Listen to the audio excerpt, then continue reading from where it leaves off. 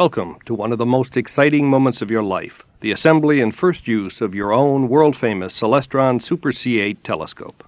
We know you're anxious to get it together, get it outside, and start the adventure, so we'll get right to the work at hand. But first, we'd like to suggest that you sit back and listen to this full tape just once, so that you have a better idea of the exciting journey ahead. You should have 4 boxes in your Super C8 instrument shipping package, one of which holds the telescope itself, the second holds the accessories, the third holds the Celestron adjustable tripod, and the fourth box holds the Celestron wedge. Take a moment to organize the boxes and your workspace. Start by removing the Celestron adjustable tripod from box 3, but be careful. At the top of each leg is a center tab for bracing, and don't get a finger caught in it. Now, pull out the locking tabs on each leg, pull them to right angles with the leg, and that will allow you to reset the legs at a comfortable working height. Extend and lock the legs by pushing the locking tabs back down. Be sure that the triangular brace in the center is pushed all the way down. Although it's for photographic, not astronomic use, note that the 1/4 inch by 20 screw at the center of the tripod can be lifted up and locked by the tab underneath at varying heights. For now, just be sure it's all the way down. Next, remove the wedge from box 4. The open-centered disc-shaped part of the wedge is called the tilt plate. It will be attached to the wedge by 4 bolts. The tilt plate looks a little like a dressing room mirror frame and is part number 51060-1. Your deluxe fingertip latitude adjuster does just what its name implies. It compensates for your specific latitude position on Earth, how close you are to the North Pole. From the accessory box, remove the deluxe latitude adjuster and long, black-handled threaded rod. Install the deluxe latitude adjuster bar, which is a round, black metal dowel with threaded holes in the ends and one in the center. It fits in the side adjustment slots of the wedge all the way at the end or bottom of the slot. 2 bolts and washers pass from the outside of the slots and tighten into the ends of the bar. Then, thread in the long black-handled threaded rod through the center of the dowel so that it extends an inch or 2 up toward the tilt plate. The end of the rod will fit into a triangular-shaped depression in the bottom of the tilt plate casting, directly opposite an elongated open bolt hole. Now, remove the finger-adjustable bolts from the plastic envelope within the deluxe latitude adjuster kit. Replace all 4 of the hex-headed bolts which have been holding the tilt plate to the wedge. Tighten everything finger tight. Now, head back into the latitude kit. Remove the thicker finger-adjustable bolts. There should be 3 of them. Place the wedge on top of the tripod so that the center bolt on the tripod rests in the center hole of the wedge. Locate the 3 threaded bolt receptacles on the top of the tripod head, which are adjacent to the center brace on each leg. Place the wedge on the tripod and align each of the 2 finger-adjustable bolts which jut out from the base of the wedge. These are azimuth adjusting bolts to fine-tune the azimuth, or left-right setting of your telescope, primarily useful for astrophotography. Never force these bolts, and always loosen all bolts which attach the wedge to the tripod when you're trying to adjust the azimuth. Now, tighten the bolts finger tight, because you're about to mount your telescope on the tripod. Carefully remove the body of the telescope and place it on a flat working area. Turn it on its side.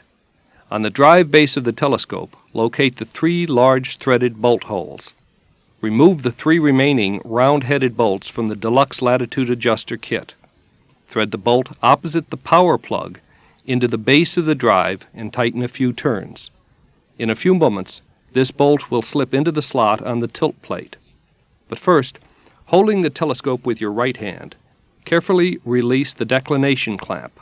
That's the clamp on the top left side of the fork, and position the instrument at right angles to the fork. When released, this clamp allows the tube to swing freely, so be sure that it doesn't hit anything, including you. Now lock the declination clamp.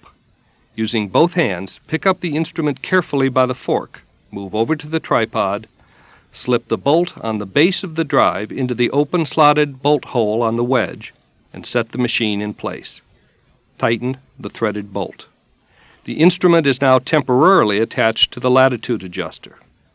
Now, take the 2 additional bolts and screw them through the tilt plate holes into the drive base. Secure all of these finger tight. Get ready.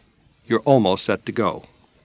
People who live in high latitude regions above 45 degrees may wish to adjust the latitude settings by loosening the finger bolts on the side of the wedge and moving the tilt plate up into the slot in order to give it adequate range for latitude compensation. Now, from the top, the instrument, fork mount, drive base, tilt plate, wedge, and tripod are all together. If you're normal, you're pretty anxious to get your Celestron Super C8 into action. At the back of the telescope, remove the plastic dust cap from the instrument. Keep it for later use. You'll see that the back part of the telescope is labeled the visual back, 1 1/4 inches. Note that with the protective plastic cover removed, the equipment is essentially open and exposed to contaminants and possible hazards.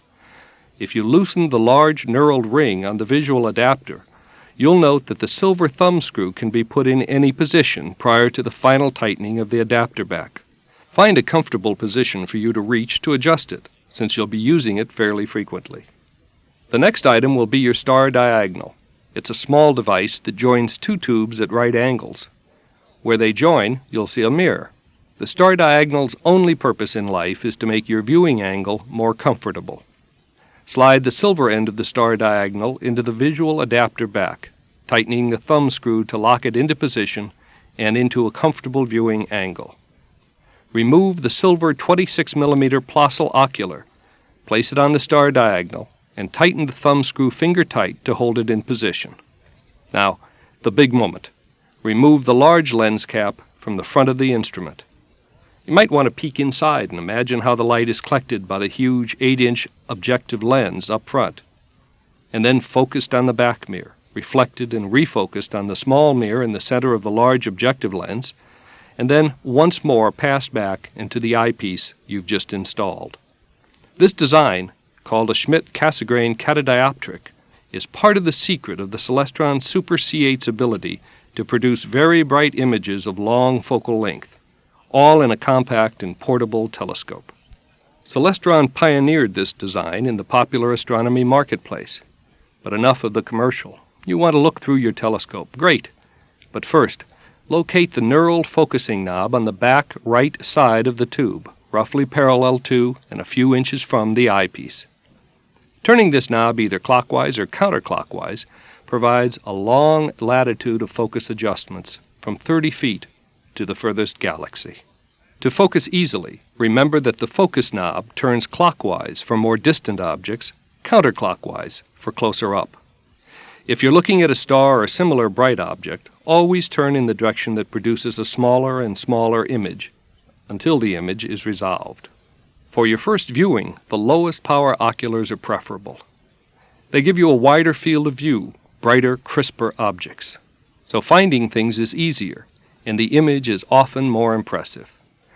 The lowest power oculars or eyepieces are those with the largest millimeter numbers on them. And by the way, although light gathering, not power magnification, is what telescopes are all about, people will keep asking you what power you're using.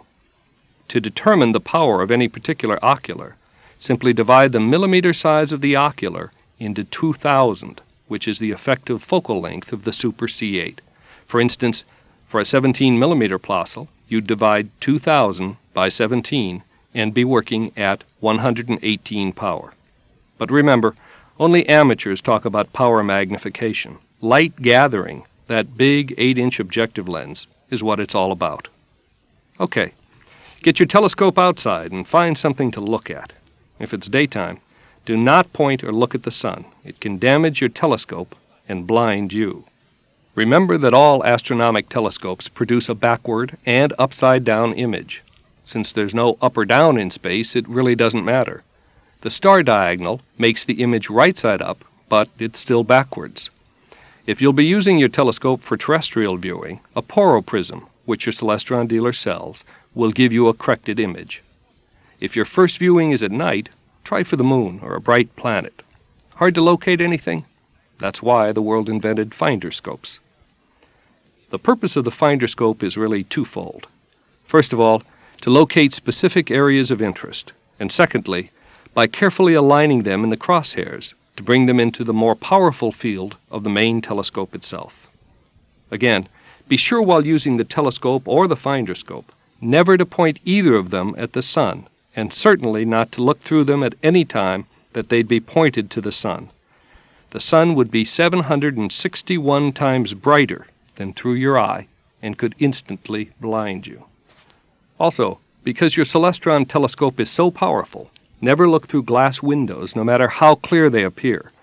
The lens system of your Celestron Super C8 has been polished to an accuracy of 1/1,000,000th of an inch, so images can be severely distorted by even the finest plate glass. Okay, now remove the finder scope bracket from the accessory box. Note on the back cell of the Super C8 that there are 4 screws located at right angles to the fork mount. These 4 screws are not for your finder scope. They're for a piggyback camera mount if you later get into astrophotography. To mount the finder scope, locate the 2 holes, which are on the back cell, on the top side opposite the focus knob.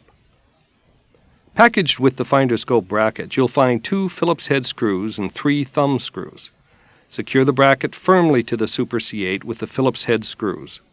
The finder scope can be installed in the bracket 2 ways. The first way is to unscrew the front lens of the finder scope and remove it and the knurled focus knobs. Then work the O-ring down the barrel of the finder and into position so that it evenly cushions the finder scope in the rear bracket. That's the bracket without thumb screws. Now, thread the focus and objective lens back into the finder scope. Look through the finder scope and focus sharply by turning the objective lens housing. Then lock the knurled slip ring to the objective lens housing. The second way to install the finder scope is to remove the eyepiece diagonal and illuminator. Slip on the O-ring and slip the finder in backwards, again positioning the O-ring in the rear bracket. Then replace the rear assembly. The 3 finger adjustment screws on the front of the finder scope bracket are used to fine-tune the main scope and the finder scope so that they're in nearly perfect alignment. Locate a specific object with very identifiable features in an area about 1/2 to 1 mile away, or focus on a bright star at night. Bring the object into view on the finder scope, then check the main scope under low power, the 26mm ocular is ideal, to see if the object is in view. Adjust the finder scope until both telescopes are locked into the same object. Then tune the finder scope by using the thumb screws so that the crosshairs of the finder scope precisely locate the center of the object, which also should be in the precise center of the Super C8 ocular. It's sometimes helpful at this point to use a more powerful ocular on the main scope in order to even more precisely align both scopes. The alignment of the 2 telescopes is critical to your success in finding things. Check the alignment each time before you use your instrument, and any time you have reason to believe that some misalignment may have occurred because of an accidental bump. And remember again that low-power oculars used on the powerful Super C8 are often more rewarding than high-power, especially for beginners. If you want to move the telescope, tripod, and wedge, simply collapse the tripod slightly, pick up the instrument by one fork with another hand at the bottom of the wedge, and watch where you're going. Bumps can hurt you and the scope. And always remember to replace all lens caps when the telescope is not being used. There you have it, your first introduction to what we believe will become a lifetime of pleasure. There's a whole new frontier out there waiting for you to explore. The wonders of the cosmos and of your own backyard are waiting. And we at Celestron wish you a lifetime of enjoyment and thank you for your purchase of our world-renowned Super C8 telescope. Now, turn off your tape recorder and enjoy yourself. But remember to come back later for an exciting verbal journey through the universe and into the Super C8 world of astrophotography. Goodbye for now, and good viewing. Now that you have your telescope set up, you're probably very anxious to look at something, and there's a lot out there to see. But first, remember again to never look at the sun. It can damage your eyes and your telescope. What you can look at can be anything from about 30 feet away to infinity. To understand your new C8, remember that the optical system forms the image. The eyepiece magnifies it. 2 of the most important parts are right at the back of the tube, the visual back and the eyepiece. All C8 eyepieces are 1 1/4 inches diameter. The power of the instrument is determined by the focal length divided by the eyepiece rating. Therefore, The lower the millimeter rating of any eyepiece, the greater the power. One of the first things you'll want to do is set up your instrument to look at the nighttime sky. To use the instrument for the nighttime sky, first let your eyes get used to the dark. 10 minutes is a minimum. Secondly, if you want to view planets and nebula, pick a dark night. One with a crescent moon or less is ideal. Thirdly, never view through a window or screen. As we said before, that'll ruin a fine image. Fourth, your C8 is a huge light-gathering instrument, so be sure to find the darkest location possible. Fifth, when you're starting to look through the instrument, don't use a high-power eyepiece. We suggest the 26mm Plossl for beginning observation. Again, focus on your C8 is simple and precise. Just turn the large knurled knob on the rear cell near the eyepiece. When you look at the moon with the Celestron telescope at low power, the entire moon will fill the field of view through the eyepiece. Look along the lunar terminator, the line where sunlight turns to shadow on the moon. You'll find an enormous amount of detail that will rival any photographs taken at professional observatories that you've seen of the lunar surface. You can spend countless hours spanning the craters of the moon for unique shapes, different sized craters, different lunar features, rills, all of them textbook examples of what astronomy offers. Of course, most of the lunar features were caused by the impact of meteorites on the lunar surface. Once you've had some observing experience with the moon, you might want to replace the 26mm Plossl with the 7mm orthoscopic eyepiece. This will really give you an orbiting astronaut's view of great detail on the lunar surface. You'll notice that the moon seems to move very rapidly beneath you. That, of course, is really the Earth's rotation, along with the moon's movement around the Earth. It gives the effect of passing over the lunar surface, of a constant travelogue of lunar features. At this point, take note of the silver knobs on the fork arm and the base of the telescope.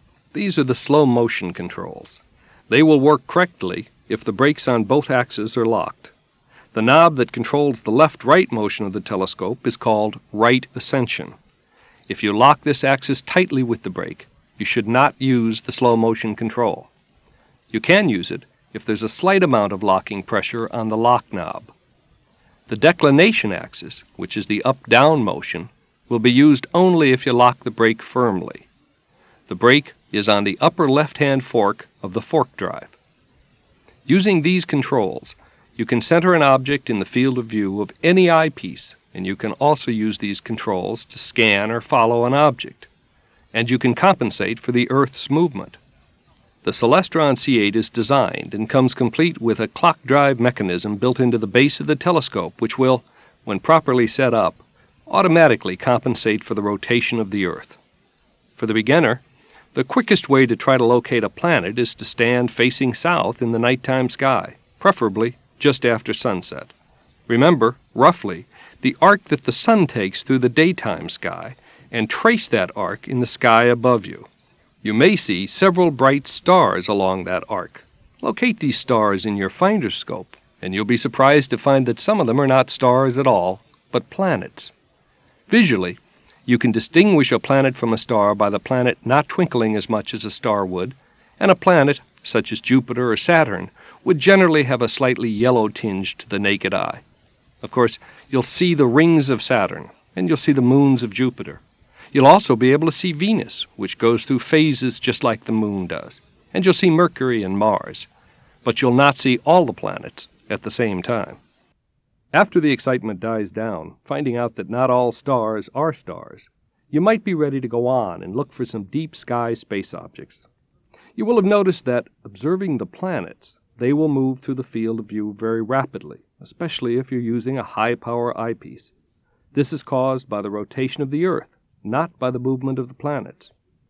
Using the clock drive built into the Celestron drive base, you'll be able to compensate for the Earth's rotation. To use a motor drive in a Celestron or any other telescope with an equatorial mount, you must first polar align the telescope. To polar align the telescope, you're merely getting the right ascension or polar axis parallel to the Earth's axis. To do this is quite simple and does not have to be super precise in order for good results to be obtained. To polar align, first look up the latitude of your observing location on the Earth. This can usually be found in an encyclopedia or a general map. Get it to the nearest degree. It does not have to be very accurate. On the inside of the wedge, you'll see a scale.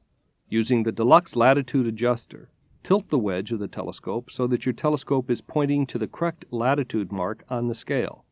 Most continental United States observers will be between 30 and 45 degrees in latitude. Now that you're approximately aligned with your latitude, you must point the telescope north. Use a simple compass to align the telescope with the Earth's polar axis. You really want to get the telescope polar axis pointed toward the star Polaris.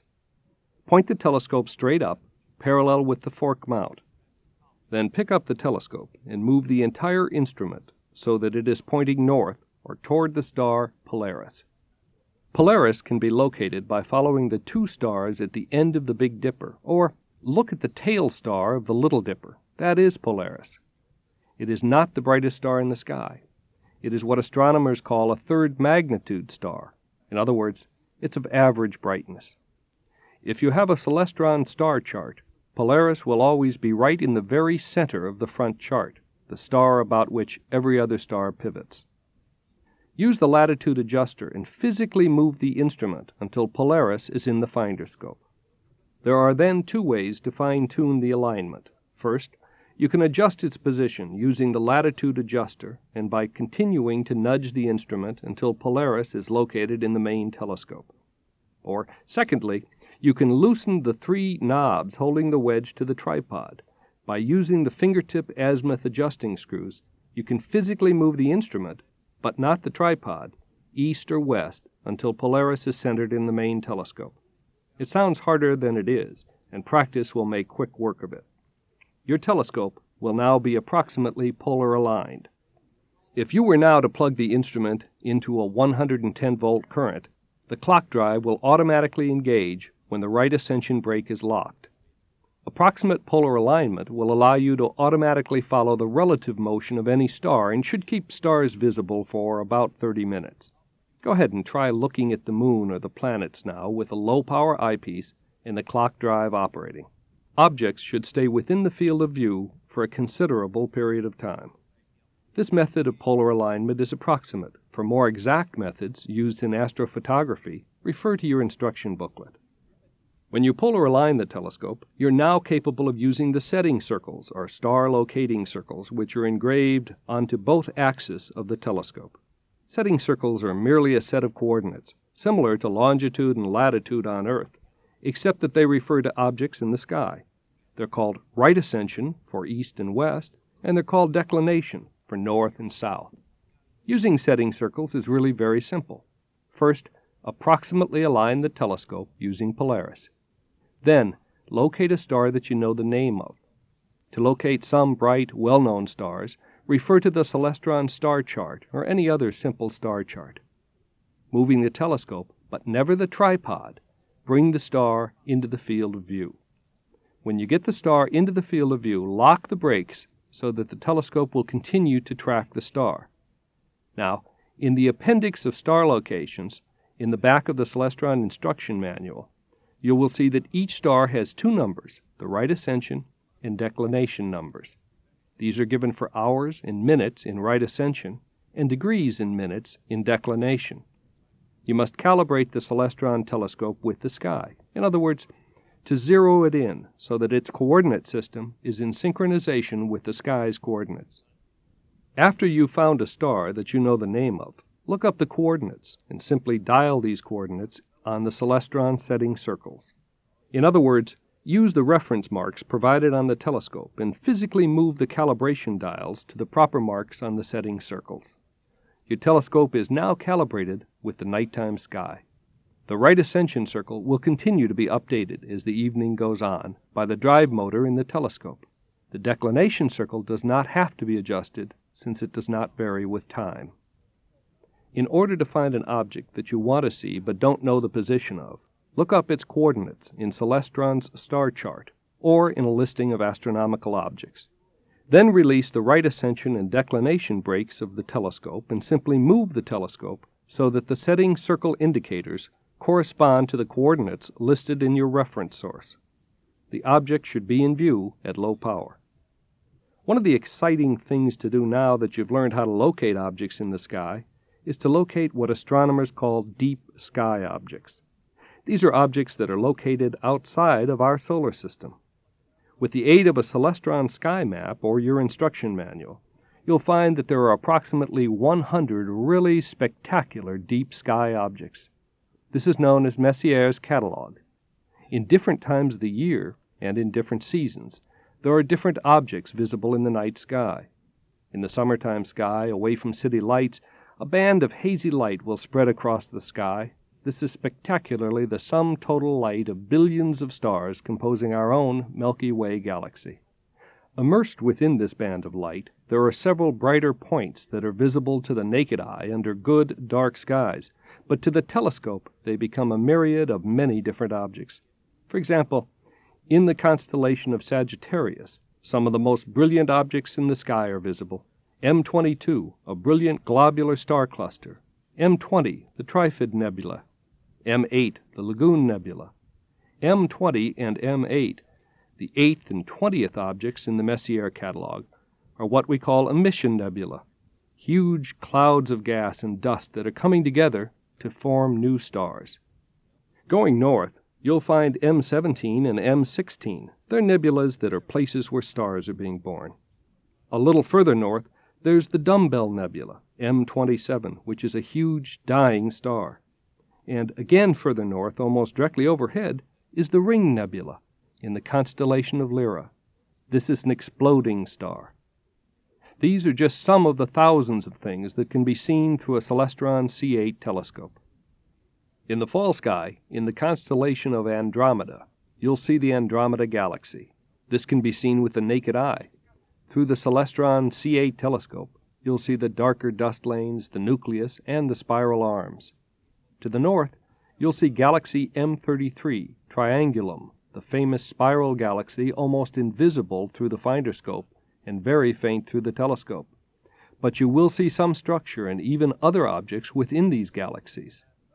In the constellation of Pegasus, to the south of the Andromeda Galaxy, you'll find M15, another globular star cluster of hundreds of stars clumped together by association of their mutual gravitational pull.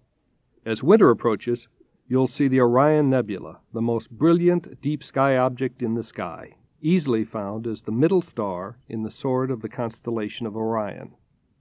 North of Orion is the Crab Nebula in the constellation of Taurus, an exploded star resulting from a supernova in the year 1054. Close to the Crab Nebula is the Pleiades, M45, a brilliant cluster of stars that form out of gas clouds similar to the Orion Nebula. As spring approaches in the constellation of Virgo, you'll see hundreds of different galaxies in the Virgo cluster. Galaxies including M64, the Black Eye Galaxy, or M87, the giant elliptical galaxy in Virgo, with a gas jet erupting from the core where some astronomers suspect a black hole to be hidden. Don't feel that you need setting circles and coordinates to find many of these objects. A good number of experienced astronomers prefer powerful binoculars to help spot an object, and then to help guide it into view on the telescope. Amateur astronomers call this star hopping. Star hopping is fun and fast, and with a little experience, you'll be moving rapidly among the stars. Now that you've had a good orientation with general observation, if you own a 35mm camera, you'll probably be interested in doing some astrophotography, photography of the nighttime sky. It's much easier than you might think. The simplest type of astrophotography is piggyback photography.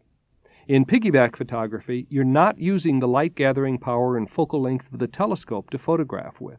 You are using the Celestron C8 telescope as a guiding platform, something that will allow you to take a camera, put the camera on top of the telescope, and, because of the built-in motor drive, follow the motion of the nighttime sky. In other words, to counteract the rotation of the Earth and collect lots of light because of the long exposure time.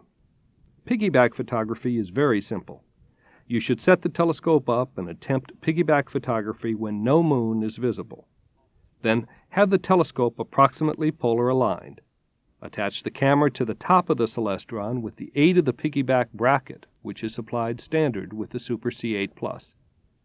The piggyback mount is attached by means of 2 set screws on the top center rear portion of the C8 tube assembly. Attach the camera using the 1/4 inch by 20 screw provided. Use color film. 400 ASA color film is recommended, or a fast color print film such as Kodak VR1000 color print film. We suggest color film because the night sky is filled with color, even though you can't usually see it with your naked eye. You need the storage power of photographic emulsion to build up a color image. Use a 35 to 50 millimeter lens on your 35 millimeter camera. Set the aperture wide open and use a bulb type cable release. Set the shutter speed selector to bulb. Now point the camera and telescope toward an interesting portion of the sky, one where there are many bright stars, or the Milky Way if the Milky Way is visible. Using the cable release, open the shutter of your camera for a period of 2 to 10 minutes, leaving the clock drive on following the nighttime sky. If you're fairly well polar aligned, when you receive the film back, you'll see a field of stars that you could see visually, but you'll also see many, many fainter stars, nebulas, patches of gas, faint tinges of color, all of which can produce a stunning celestial portrait. In piggyback photography, you can explore different regions of the sky with different types of film, different lenses, and you can capture such events as comets, meteors, and the passage of planets through constellations. Piggyback photography is the best way to introduce yourself to photography of the nighttime sky. Try different exposures. 2 to 3 minutes will show you roughly what your eye can see, whereas 5 minutes will show you much more detail, and longer exposures of 20 to 30 minutes will show you great details in color. For more information, read the book Star Watch, which came with your C8. To do photography directly through the C8 telescope, you'll be using what's called prime focus photography. In other words, the C8 telescope will substitute for the lens of the camera. To photograph through the C8, remove the eyepiece and the visual back that threads onto the rear cell of the Celestron C8 telescope. Take your camera and remove its normal lens. In the camera body, insert a T-ring. These are specific for your brand of camera, and attach the camera body T-ring combination to the back of the telescope by means of a Celestron T adapter. Now the Celestron telescope is your camera lens. You're using a 2000 millimeter f10 lens. Point the telescope at the moon using the finder or just sighting along the barrel. Look through the viewfinder of your camera and focus using the telescope focus knob. Be very careful to obtain a sharp focus. Use color slide film or black and white print and a bulb cable release. After you've found the moon, focus precisely and photograph the moon through a series of time exposures. Vary the speed of the shutter from approximately 1/30th of a second to approximately 1/500th of a second. By varying the speed of the shutter, you'll not only compensate for differences in atmosphere transmission, but also differences in film and brightness of various portions of the moon. You will be able to bracket your exposure and assure yourself of getting at least 1 or 2 good lunar photographs. To photograph the sun, we have 2 types of solar filters available. Use only these filters, or damage to your eyes, your camera, or your C8 may result. We make a 3-inch off-axis solar filter, which allows only a portion of the aperture to be used, and an 8-inch full aperture filter. Put one of these filters over the front of the telescope and point the telescope toward the sun. Don't look at the sun while you're doing this, either through the telescope or the finder scope, but rather look at the shadow of the telescope on the ground. You should also cover the finder scope because the crosshairs may be burned when pointed at the sun for long periods of time. To photograph the sun, use a film rated 64 to 400 ASA, color slide or color print. Point the telescope toward the sun using the solar filter. Focus by looking through the viewfinder of the camera and using the focusing knob. Once the sun is at the sharpest possible image, bracket a series of exposures from approximately 1/30th of a second to 1/500th of a second. This will assure you of a good solar photograph. At certain times, there'll be a large number of sunspots which will be visible on your photographs. We hope you've enjoyed this audio tour because once you have your Celestron C8 telescope assembled and functioning and have found your way around the cosmos, you'll come to fully realize that a new frontier is open to you. We wish you a pleasant and rewarding journey, and if we at Celestron can ever be of assistance, please feel free to call upon us or upon the fine dealers who carry our optical products.